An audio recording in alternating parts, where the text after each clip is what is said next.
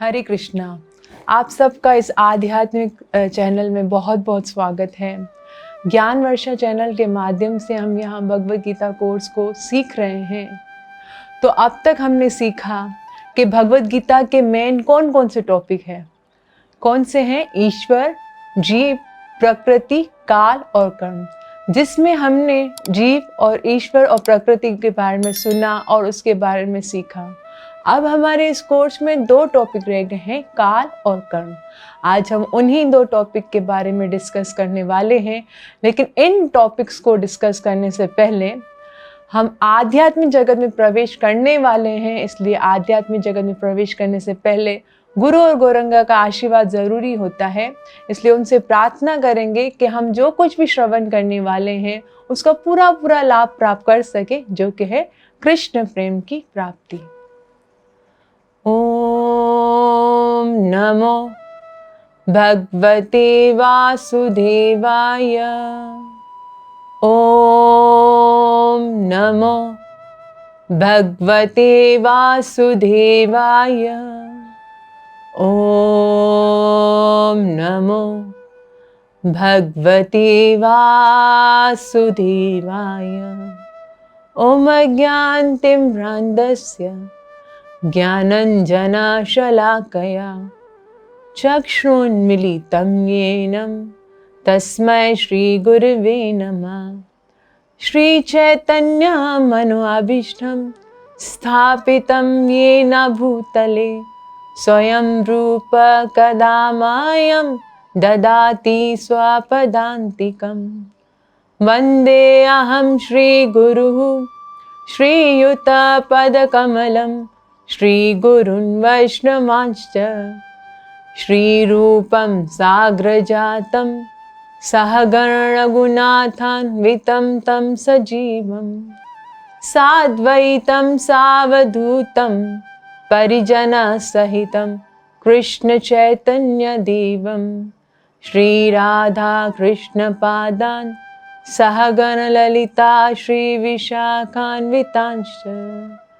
हे कृष्णा करुणा सिन्धु दीनबन्धु जगत्पति गोपेश गोपिका कान्ता श्रीराधा कान्ता नमोस्तुते।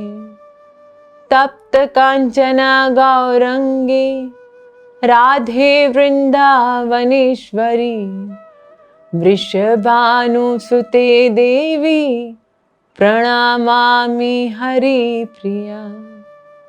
वाञ्छकल्पतरुभ्यश्च कृपा सिन्धुभ्यैव च पतितनां पावनेभ्यो वैष्णवेभ्यो नमो नमः। जय श्री कृष्ण चैतन्य प्रभु नित्यानंदा श्री अद्वैत गदाधर श्रीवासादि गौर भक्तवृंदा। हरे कृष्णा कृष्णा कृष्णा हरे हरे, हरे राम राम राम हरे हरे। श्रीमद् भगवद गीता मात की जय। मोकं कुरुतु वाचालं पंगुं लंघयते गिरं यत्कृपातमहं वन्दे श्रीगुरुं दीनतारणं परमानन्दमाधवं श्रीचैतन्य ईश्वरम्। हरे कृष्णा। तो इस गीता कोर्स को हमने स्टार्ट किया था जिसमें हमने 5 टॉपिक के बारे में कहा था। तो क्या ईश्वर है, जीव क्या है? जीव जो है हम होते हैं, हम ये शरीर नहीं है। बहुत सारे एग्जाम्पल के द्वारा हमने ये समझने का प्रयास किया था कि जब हमारी मृत्यु होती है तो शरीर हमारा यहीं रह जाता है और इसमें से जाता है तो कौन? आत्मा जाती है। फिर हमने ईश्वर के बारे में पढ़ा था कि भगवान कौन है और देवता कौन होते हैं, ये भी हमने प्रूव किया था बहुत सारे एग्जाम्पल के जरिए। और ये प्रकृति क्या है?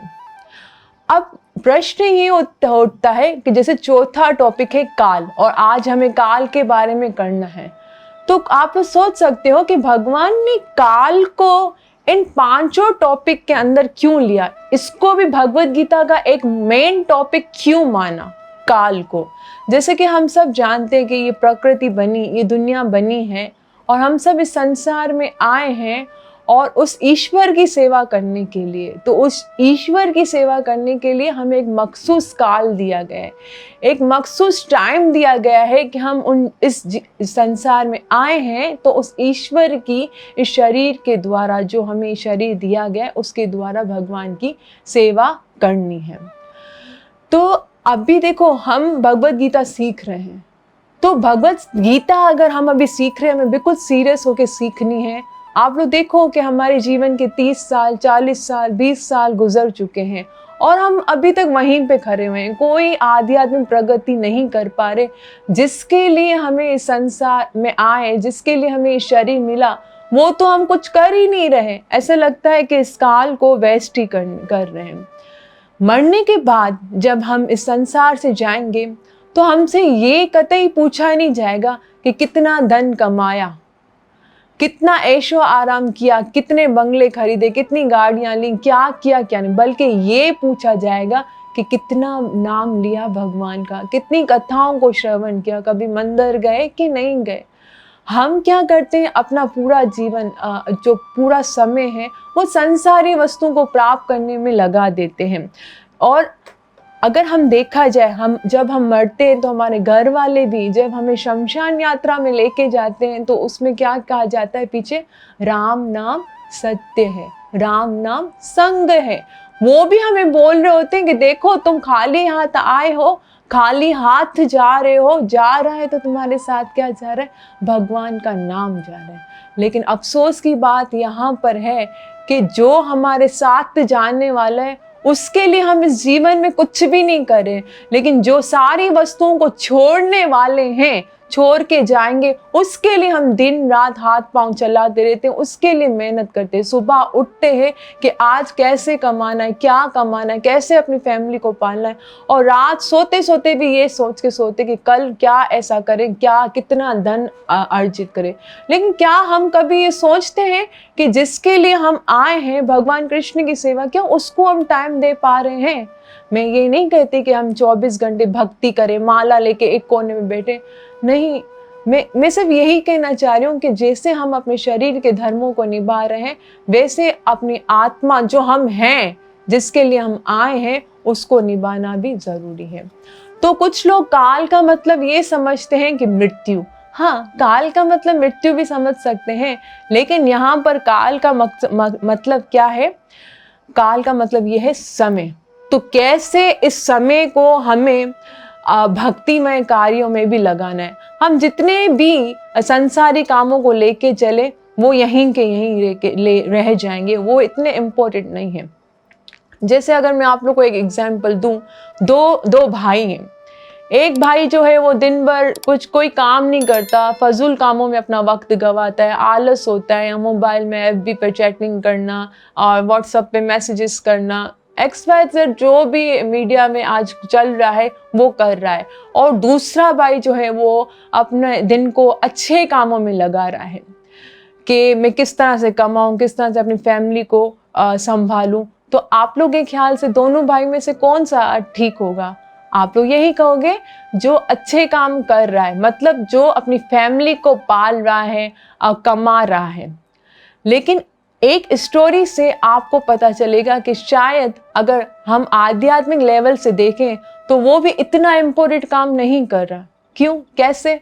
ये एग्जाम्पल के बाद ही आपको समझ आने वाला है। जैसे एक माँ होती है, उसके जुड़वा बच्चे होते हैं, माँ छोटे छोटे बच्चे होते हैं, उसके घर में आग लगती है।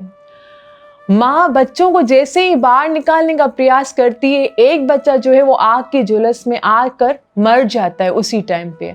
अब माँ के पास एक ही ऑप्शन होता है, बच्चे तो दोनों गोद में हैं, अब ऑप्शन ये कि एक बच्चे को ही बाहर लेकर जाएगी। तो आप लोग सोच सकते हो कि कौन से वाले बच्चे को बाहर लेके जाएगी। एक बच्चा तो मर गया है और दूसरा जिंदा है उसकी गोद में। तो माँ जो जिंदा है उसी बच्चे को बाहर लेके जाएगी, क्योंकि माँ को पता है कि ये बच्चा दूसरा जो है वो मर चुका है, अब उसके अंदर प्राण नहीं है, वो किसी काम का नहीं है, उसको फायदा कुछ नहीं है। अगर मैं मुर्दा को बाहर लेके गई तो जो जिंदा है वो भी मर जाएगा। इसलिए माँ अक्लमंदी किसमें दिखाएगी कि जिंदा वाले बच्चे को बाहर निकाल के लेके जाएगी और उसको छोड़ के जाएगी। तो इसका मतलब क्या है, आत्मा इम्पोर्टेंट है, उसके अंदर आत्मा निकल चुकी है, वो मर चुका है, लेकिन उसके जो हाथ में उसमें आत्मा है। तो आत्मा इम्पोर्टेंट है, शरीर इम्पोर्टेंट नहीं है। तो वापस हम पिछली एग्जाम्पल की तरफ आते हैं। दो भाई, जो एक आलस होता है, जो फजूल काम करता है, और दूसरा अपनी फैमिली को पालता है, कमाता है। तो वो भी अगर देखो, वो शरीर के धर्मों को निभा रहा है, फैमिली को पाल रहा है, पैसे कमा रहा है, लेकिन इम्पोर्टेंट क्या है हमारे में इम्पोर्टेंट है आत्मा। उसके लिए वो कुछ भी कार्य नहीं कर रहा है। तो शास्त्रों के हिसाब, साधुओं के हिसाब, गुरु के हिसाब से वो भी फजूल ही कार्य कर रहा है। ये नहीं करना है कि काम करना ही बंद कर देना है अगर ये फजूल है, क्योंकि आत्मा का कार्य नहीं तो हम भी कमाना छोड़ दें, नहीं। उसके साथ साथ हमें अपने टाइम को इस तरह से मैनेज करना है कि हम अपने शरीर के धर्मों को भी निभा सकें और अपने जो आध्यात्मिक धर्म है, जो हम सनातन धर्मी हैं, उसमें जो हमें कहा गया है उसको भी हम निभा सकें। तो यहाँ पर एक और चीज़ मैं आपको कहूँगी, जैसे काल चक्र होता है, टाइम पीरियड जो हमें दिया गया है। जैसे जैसे हम बड़े होते हैं ऐसा लगता है मृत्यु के करीब होते जाते हैं। जैसे हम लोग हर साल अपना हैप्पी बर्थडे बनाते हैं ना, हैप्पी बर्थडे, जब भी हमारा बर्थडे जन्मदिन आता है तो सब हमें विश कर रहे होते हैं, खुशियां मना रहे होते हैं, लेकिन हम लोग ये नहीं सोचते कि ये जिस दिन मैं पैदा हुई हूँ सब मुझे विश तो कर रहे हैं, कोई विश नहीं कर रहा होता है अपना, हम नाराज भी हो जाते, भाई आज मेरा बर्थडे था, इस शख्सियत ने मुझे विश भी नहीं किया। लेकिन इतना नहीं सोचते कि हम क्या आस्ते आस्ते एक एक साल खत्म हो रहा है और मृत्यु की तरफ बढ़ते जा रहे हैं।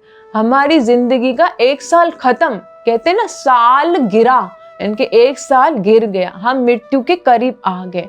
तो ये काल चक्र कैसे आएगा और कैसे हमें खत्म कर लेगा, कैसे दबोच लेगा, हमें पता भी नहीं चलेगा। और हम संसार की वस्तुओं को बस सुख प्राप्त करने के पीछे ही भाग रहे, कैसे सुख मिले, ये नहीं देख रहे कि हमारा आध्यात्मिक लक्ष्य क्या है। हम बस ये सोचते, सारा दिन हमारी थिंकिंग ये होती कि कैसे मुझे सुख मिले, कैसे सोचेंगे भी बैठे होंगे, कैसे मैं किसी को अच्छा लगूं, कैसे कोई मुझे बहुत अच्छे कमेंट्स दे, यही तो हम सारा दिन सोचते रहते हैं। लेकिन आप लोग देखो, बचपन से लेके अब तक क्या हमें कभी सुख मिला है?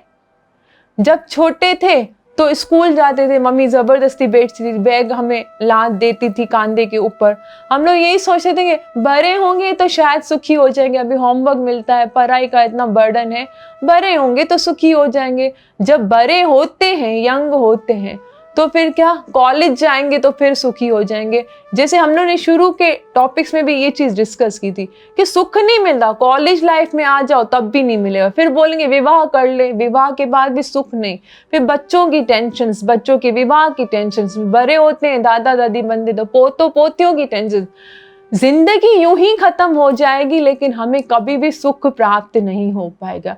क्योंकि भगवान ने कह दिया है भगवत गीता के अंदर, जो हमारा धार्मिक शास्त्र है जिस पे हमें पूर्ण विश्वास होता है, विश्वास रखना भी चाहिए, क्योंकि जैसा कि हम पहले भी बता चुके हैं, हम सनातन धर्मी हैं। अगर हम कभी भी कृष्ण ना करें, हमारे ऊपर केस होता है, तो अगर हमें अदालत में पेशी देने जाना पड़ेगा तो हमें भगवत गीता के ऊपर हाथ रखवाया जाएगा कि भाई तुम हिंदू हो, तुम्हारा मजहब की जो धार्मिक मुकद्दस किताब है वो भगवत गीता है, और उसके ऊपर ही हमें हाथ रख के पेशी देनी होगी, गवाही देनी होगी। तो इसलिए भगवत गीता हमारा सनातन धर्म का ग्रंथ है, उस पर हमें विश्वास होना चाहिए। तो हम बात कर रहे थे कि सुख हमें कभी भी नहीं मिलेगा, क्योंकि भगवान ने भगवत गीता के अंदर कह दिया है, संसारम दुखालयम अशाश्वतम, संसार दुखों का घर है। कि किसी भी शास्त्र में नहीं लिखा है कि संसार सुखों का घर है, फिर हम किस सुख को प्राप्त करने के पीछे भाग रहे हैं? हमें इन दुखों से मुक्त होना है, इन दुखों से अपने आप को छुड़ाना है, और वो तभी हो सकेगा जब हम भगवान की भक्ति करेंगे। आप लोग को शायद ऐसा लग रहा होगा कि ये माता जी क्या कह रही हैं, अब कौन भक्ति करता है, ये क्या भक्ति करने का ज़माना है? भक्ति तो हम किसी भी उम्र में कर सकते हैं, किसी भी एज में कर सकते हैं, लेकिन ये जो कलयुग चल रहा है ना, इसमें भक्ति करना तो और भी सरल है। आप लोग जानते हो कि पहले के युगों में, जैसे सतयुग, द्वापर, त्रेता और अभी कलयुग चल रहा है, सतयुग में हमें ध्यान लगाकर भगवान को प्राप्त करना होता था। इतने इतने सालों तक योगी जो है वो तपस्या करते थे, कमर सीधी, गर्दन सीधी और आंखें आधी खुली बंद, नजरें जो हैं आंखों की, नाक की टिप पे होनी चाहिए। इतना मुश्किल प्रोसीजर होता था भगवान को प्राप्त करने के लिए। और त्रेता युग में यज्ञ हवन किए जाते थे, जिसके लिए बहुत सारा धन हमें यूज करना पड़ता था।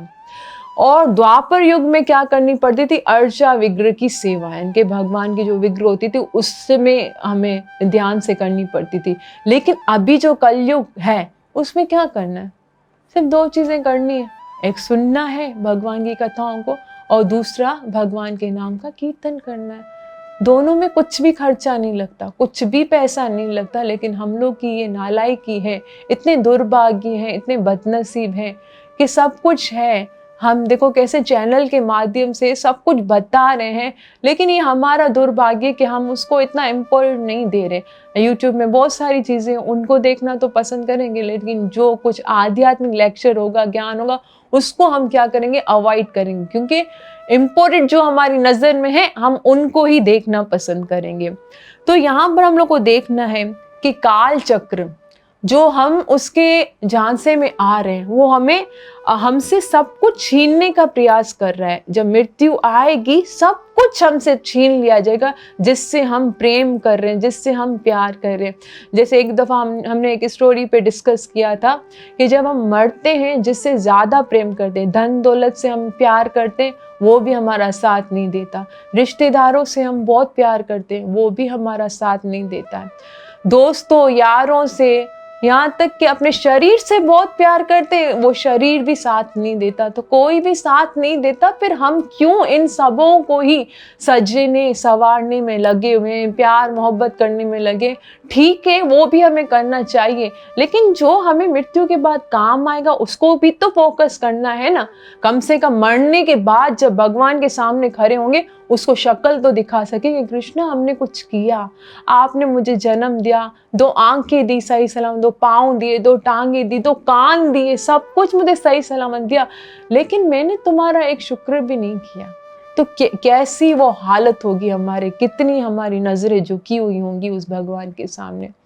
तो जैसे हम यहाँ पे डिस्कस कर रहे थे कि जैसे एक चूहा होता है, एक एग्जाम्पल के द्वारा समझेंगे कि कैसे मृत्यु हमारे ऊपर सवार है। जैसे एक चूहा होता है, वो क्या करता है, खेतों में घूमता है और खेतों में अलग अलग जगहों पे बिल बनाता है।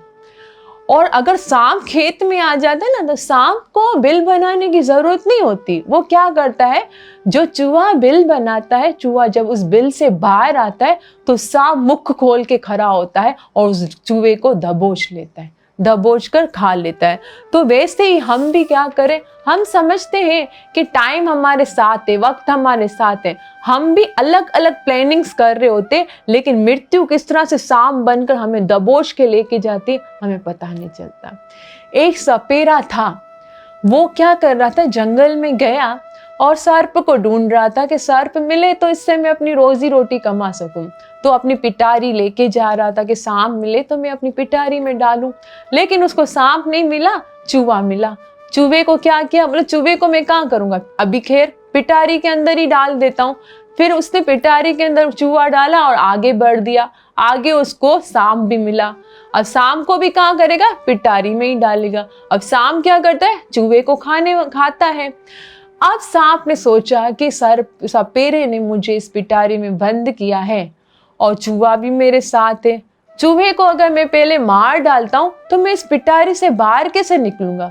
तो क्या करता है, चूहे से दोस्ती कर लेता है और चूहे को कहता है कि तुम मेरे दोस्त हो, मैं तुम्हें खाऊंगा नहीं, तुम्हें मेरा एक काम करना होगा। बोला हाँ बोलो, मैं तुम्हारे लिए क्या काम कर सकता हूँ।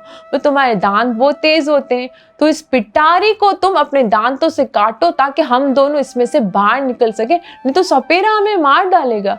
तो चूहा बेचारा यही करता है, दांत से अपनी पिटारी को खरोचता है, उसको तोड़ता है, और सांप फिर बोलता है कि हाँ तुमने बहुत अच्छा काम किया, लेकिन देखो मैं पहले बाहर निकलूंगा, मैं पहले बाहर निकलता हूँ, फिर तुम आना।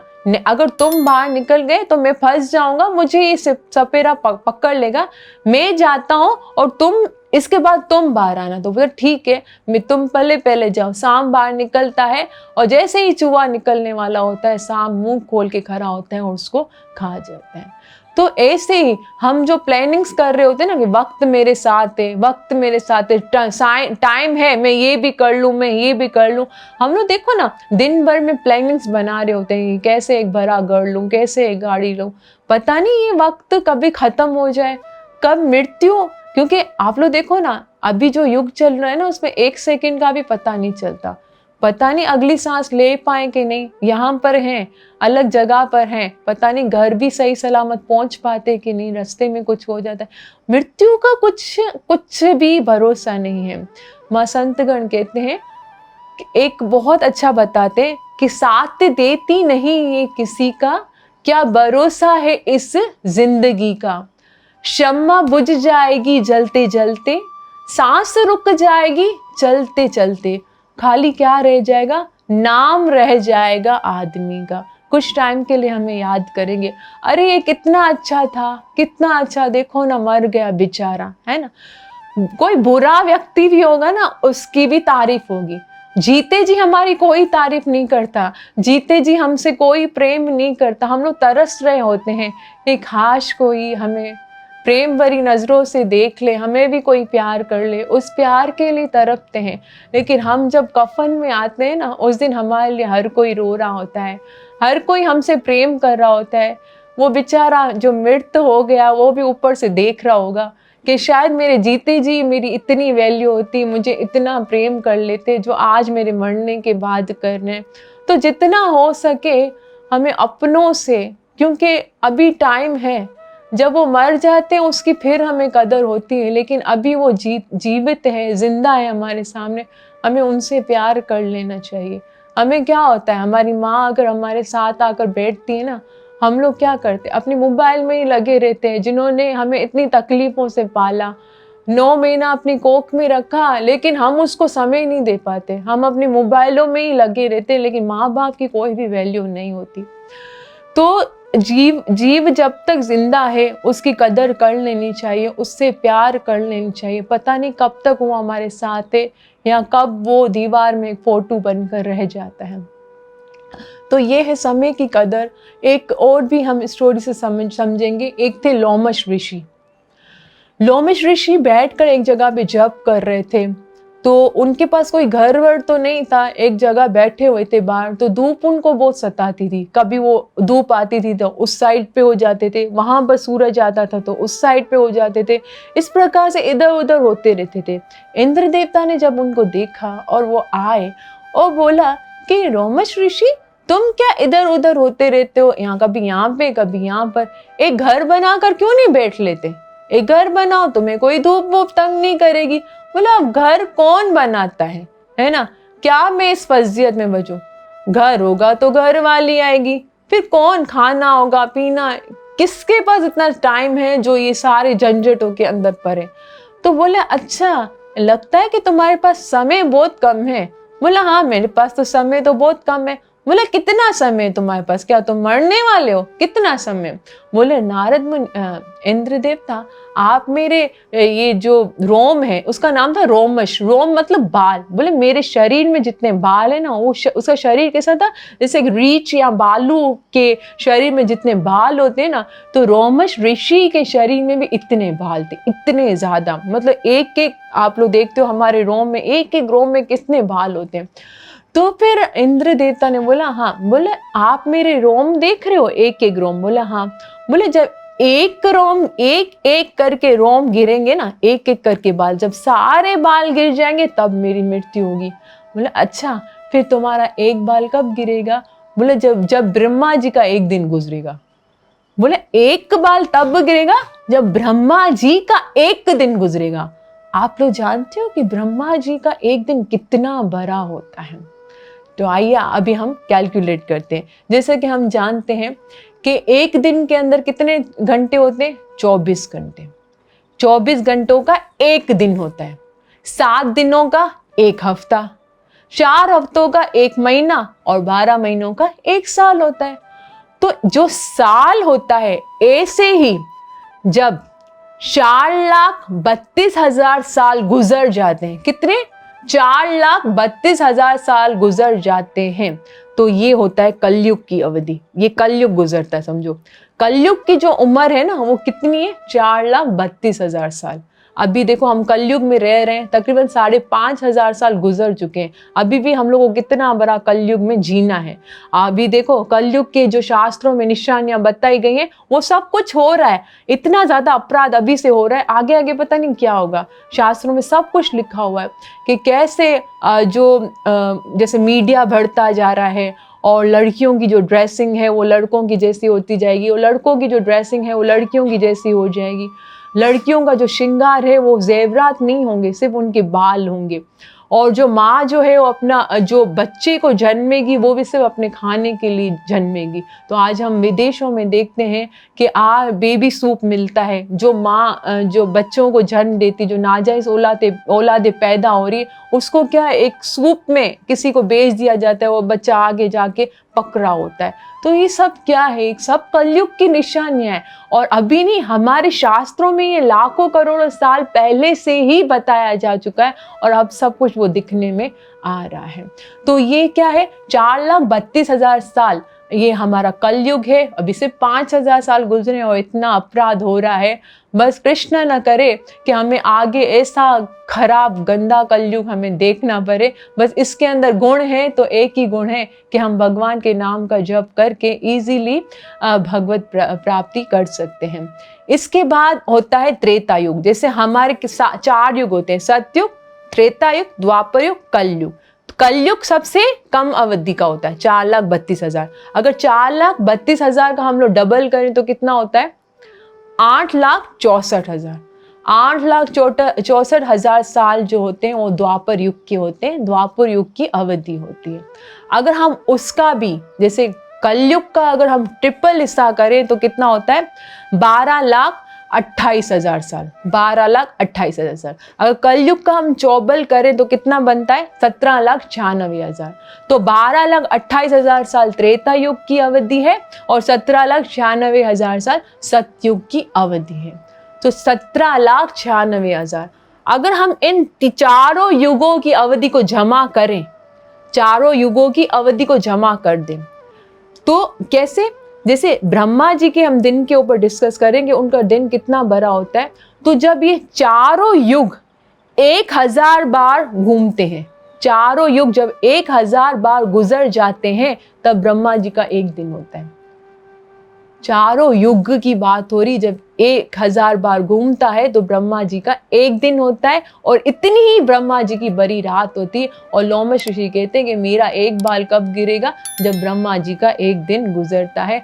फिर भी वो क्या कह रहा है कि मैं घर वर नहीं बनाऊंगा। ऐसी फजीयत में कौन फंसता है? और हम लोग की रही 60-70 साल की आयु, और उसमें भी हम घर बनाएं, बंगला खरीदें, ये करें, ये ऐश करें, आराम करें, तो हम बहुत ही आगे जाकर पछताने वाले हैं। इस टॉपिक के बारे में हम और भी आगे डिस्कस करेंगे। आप सबका बहुत बहुत धन्यवाद।